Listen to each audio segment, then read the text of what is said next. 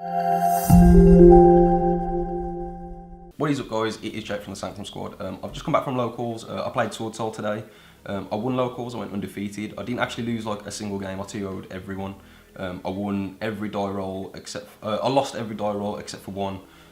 This deck's like surprisingly powerful, even going second, it's very good. Very consistent. I do want to give a quick shout out to my friend Tim, The Goat Cards. He's got a new YouTube channel. Please go and subscribe to him. He's going to have like really good deck profiles. He's a very competitive player. And please do check out TCG Access if you do want to buy any singles, accessories, anything to do with Yu-Gi-Oh! It really helps us out. There is a link in the description. So yeah, here's the deck list. So I'm just going to go over the main deck to begin with. I did want this deck to be like as clean and as simple as possible, just because I didn't want to draw any like unnecessary bricks or whatever. I do think like this is probably like the most consistent version of the deck by far, just because like naturally with the Tenyis, like your Mo Yi's always going to be live and whatnot. And Taya as well, he's like important to like make live every turn. Because I do play 3 copies of it. I know I've seen people like talk about playing 2 copies of Taya, but I'm not really sure if that's correct. Like you always want to open with like one of these normal summons. You have 7 Tenyis, and then you've got 3 Emergents. You've got Long One as well, which can like make this guy live. And I play Desires as well, so like it's pretty important to like always have like copies of these in your deck to be able to access. But yeah, I haven't really got a lot to say about these. Like Mo Yi's like nuts. It's cool as well that it's a water, because it means that like you can make Dragite in your turn, and that's like an additional interruption in like your best hands. And then we play 3 copies of Long One. This is the card that makes Baron, obviously. It also makes like Ruddy Rose and the Sovereign dude, like when you go second as well. But yeah, this card's like really powerful. This is a card that lets you play through cards like Valor and Impermanence. You can also like like one time today I did actually summon this guy, and then I normal summoned a Valor, and I made Yazzie with this and the Valor, which is pretty cool. Yeah, and then for the Tenyi package, I wanted this to be just like as clean as possible. So I played 3 copies of Ashuna, 3 copies of Vishuda, and then just 1 copy of Adhara. I've seen people play like multiple Adhara. I don't really understand why. Like it does absolutely nothing like on its own. It's just like really like extremely weak on its own. Like the only reason I do play it is just because in the hands where you open like one of each of these, you can get yourself into like a Chijo that way. But I was pretty happy with the Tenyi ratio. Honestly, I do prefer like actually drawing Vishuda to opening with like Ashuna, just simply because this one doesn't lock you in and this one does. This is usually the difference between you being able to make Baron and not being able to make Baron. Whereas if you just open this, you still get the bounce, which is what you were most likely going to go for with the Ashuna anyway. Except for you can still make your Baron. So yeah, I really love Ashuna. And then we played I played 9 main deck hand traps, which is just like the basic ones. So it's just 3 copies of Ash Blossom, 3 copies of Effect Veiler, 3 copies of Infinite Impermanence. I was initially playing Nibiru in the main deck, but then in my sort of like online testing, I just found that Nibiru was actually blocking my Tenyis from summoning like way too often, and it was just really annoying. So I ended up just side decking the Nibirus. But I think like this hand trap ratio is fine. The other notable card that I think is like worth considering is Ghost Mourner and Moonlit Chill, because that card actually negates Token Collector, which is quite cool. And then obviously it's most of the time it's just going to be the same as a Valor and Impermanence, like when you draw it as a hand trap, like going second. But yeah, I was pretty happy with the hand traps. I don't think there was a single hand that I played today where I didn't have at least one, which was quite nice. Just some other tech. This would have been like the Nibiru slots. I decided to play 3 copies of Chalice. I decided that look, initially it was Droplets, just because I wanted a card that was good going first and second and could like help me play through boards. And then I just found that like I just wasn't getting any value off any card that I was sending for Droplets, whereas this card is just like completely free and costless. This card is also like, really nice to use on a Token Collector. This card is really good against DPE because it's just free. Yeah, so I was like really happy with how this card performed.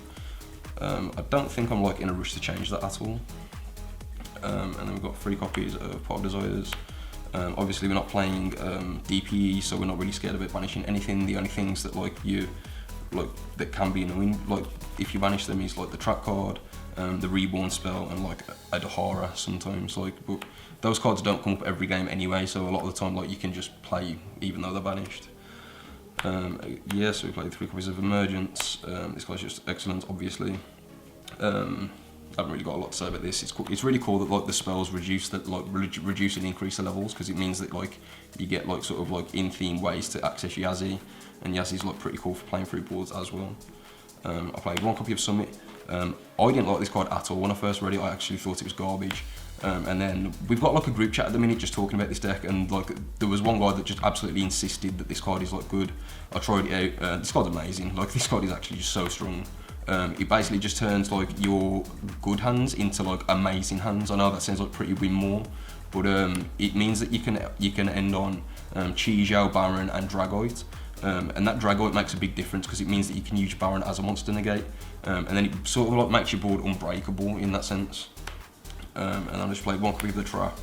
I think 1 was absolutely fine. Like I don't really like this card very much. I think this card does kind of suck because you have to target 2. If you could target up to 2, I think this card would be amazing. I'd probably play multiple copies. But like yeah, this card's like not great.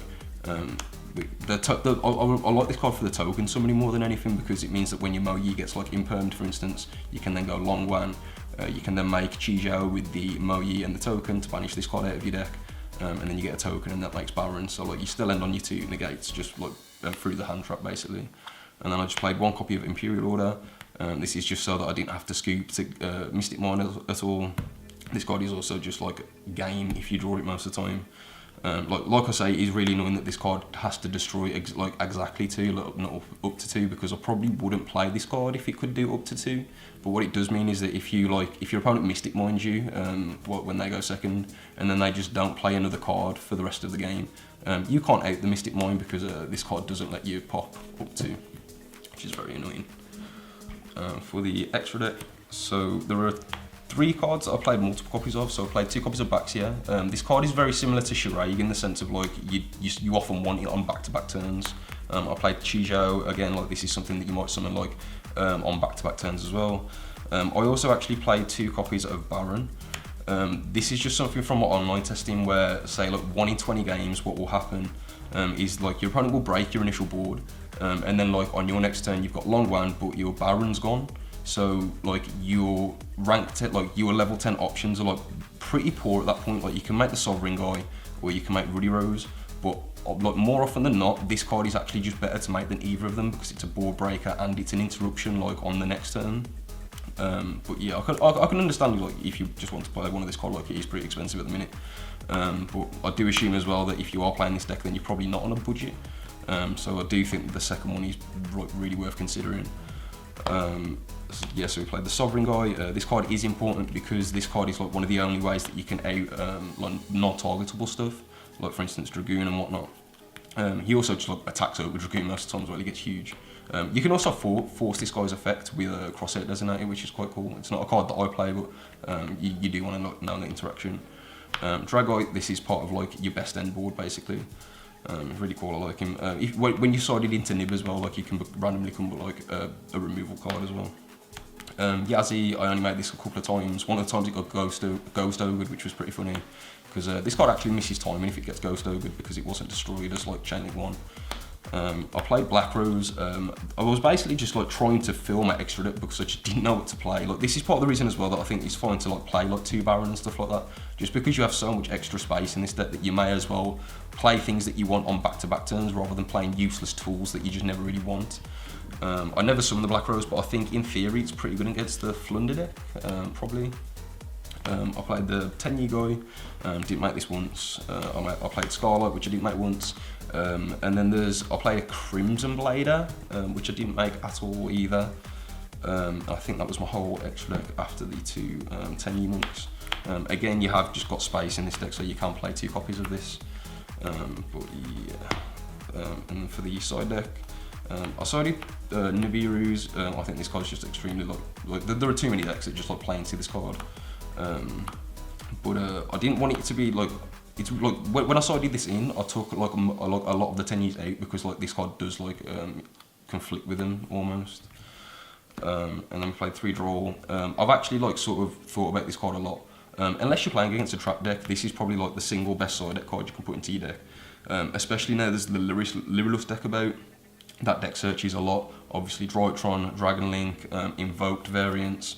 This card is just very strong. Like I've actually like I was thinking about it today, and I'm actually considering like trying this card in the main deck at some point.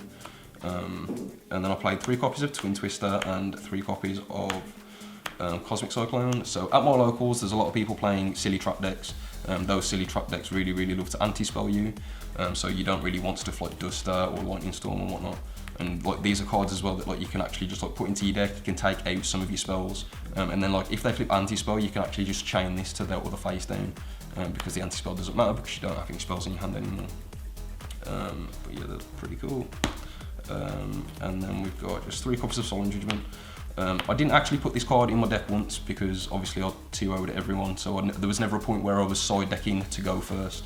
But I do think that anti-spell is better in this deck than this card, because I think that like this deck is similar to Tri Brigade, except for the end board is a little bit different. So with the Tri Brigade end board, they have like Revolt, which doesn't lose to Dark Ruler or Droplets or anything like that. Whereas this deck doesn't have a card like that, so we do just like lose all of our disruption to a Dark Ruler or a Droplets. So I do think that anti-spell is better because it catches all of those cards, and then it will also stop like things like talents or whatnot as well. And then with Fusion Destiny as well, like anti-spell is pretty important because as long as you can stop Vertae on a combo, they're not going to like DPE you. But yeah, that is it for the deck profile. So yeah, that's the deck profile. I'm pretty happy with it. I don't really see me changing it too much. Like I might experiment with like DPE and Prosperity over like Desires. But like part of the problem with DPE in this deck, in my opinion, is that it has no like consistent way to access Vertanaconda very easily, which is something that is a bit off-putting for me. But I'm going to try it anyway. So yeah, thank you for watching. Like, comment, subscribe.